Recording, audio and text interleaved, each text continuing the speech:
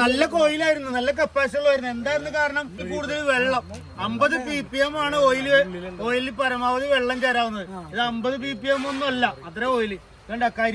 തരി പിടിച്ച കണ്ടാ മുകളിൽ പരമാവധി ഓയിൽ കുറഞ്ഞിട്ട് ഓക്സിജനുമായി ചേർന്ന് ഇരുമ്പ് കണികകൾ ഫെറസ് ഓക്സൈഡ് ആക്കി മാറ്റി തുരുമ്പുകളായി.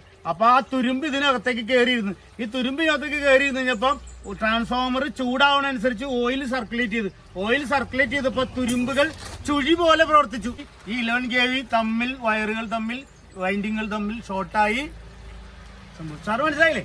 അതായത് ഇതിനകത്ത് തുരുമ്പ് കയറി കഴിഞ്ഞപ്പോ 2 വൈൻഡിങ്ങുകൾക്കിടയിലൂടെ ഓയിൽ സഞ്ചരിച്ച സമയത്ത് ഓയിലിന്റെ ഒപ്പം തുരുമ്പ് സഞ്ചരിച്ചപ്പോ അത് ചുഴി പോലെ രൂപപ്പെട്ടിട്ട് നല്ല മൊനയുള്ള ഈ തുരുമ്പ് കണികകൾ ഇതിനകത്തേക്ക് കയറി ഈ ചെറിയ 0.2 കനമുള്ള പേപ്പറിന്റെ ഇടയിലേക്ക് പേപ്പറിനെ തുളച്ച് അതിനകത്തുള്ള ഇൻസുലേഷൻ പോയി വൈൻഡിങ്ങുകൾ തമ്മിൽ ചേർന്ന് ഷോർട്ടായി ഉരുകിയ കഷ്ടണിക്കാണ്. അങ്ങനെ ഇത് ഫെയിലിയർ ആയിട്ട്